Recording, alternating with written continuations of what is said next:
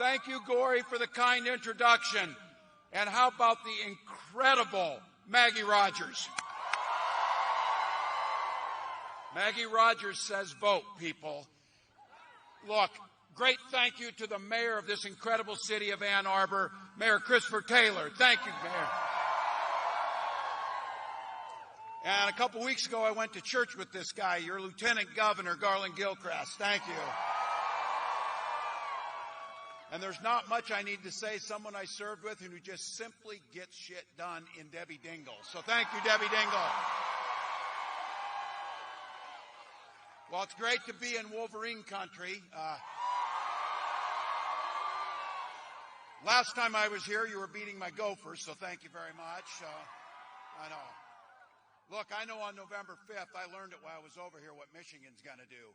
Let's go! Folks, thank you all for coming out. We're blessed on this beautiful evening. I know you could have done anything else, but you came here because you love this country. 8 days till the election. And our team is running like everything's on the line. Because everything's on the line. But here's the good news. If you're feeling any of that anxiety, any of that nervousness, any of that worry, we've got the solution for you. Get out there and vote for Kamala Harris. I know I did it last Wednesday with my son who voted the first time, and it works. It works. I am so honored when she asked me to be on this ticket with her. And I have to tell you, I may someday live down the fact that I screened her first call and didn't answer it. So, look, her first day from a prosecutor to a district attorney to the Attorney General of California to a United States Senator to the Vice President, Kamala Harris had one client, the people. She stood up for women and children against predators and abusers. She stood up for seniors and workers against fraudsters and big corporate interests. And she stood up for families and communities and took on transnational gangs and traffickers. She talks about this. Kamala's mother taught her something. When you see something wrong, don't complain about it. Do something about it. That's exactly what she's always done, and that's exactly what she'll do as your next president. Look, Kamala and I are offering a new way forward where we lower costs for working class people and middle class folks, and everyone gets an opportunity to get ahead, not just get by.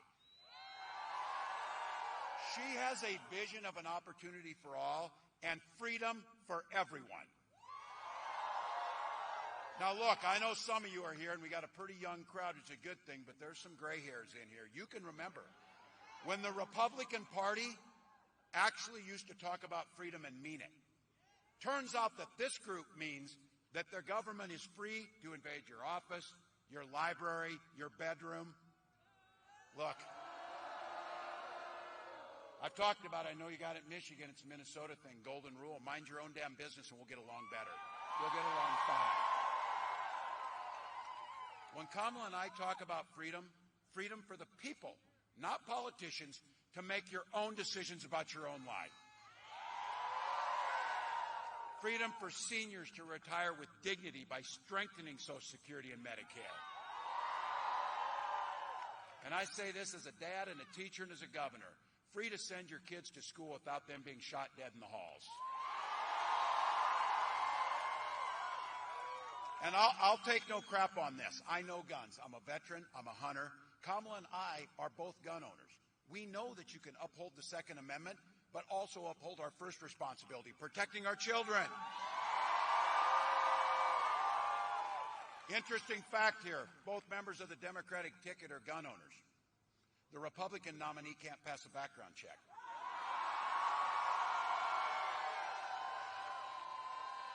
Let's be very clear.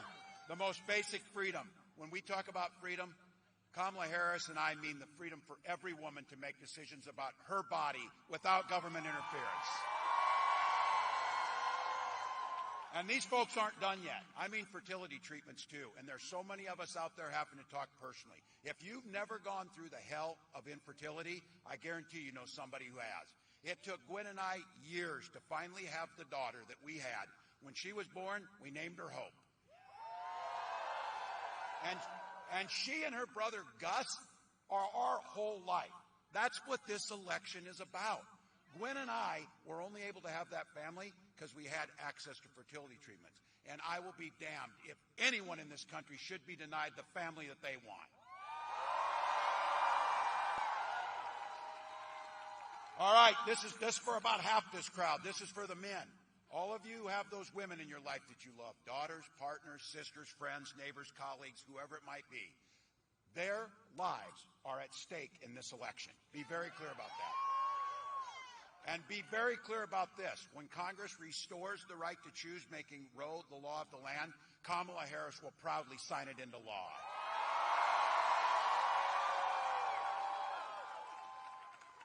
Eight days to go. This election's already started. People are voting across the country.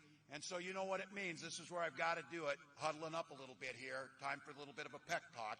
Look, we got to admit it. This game is tied.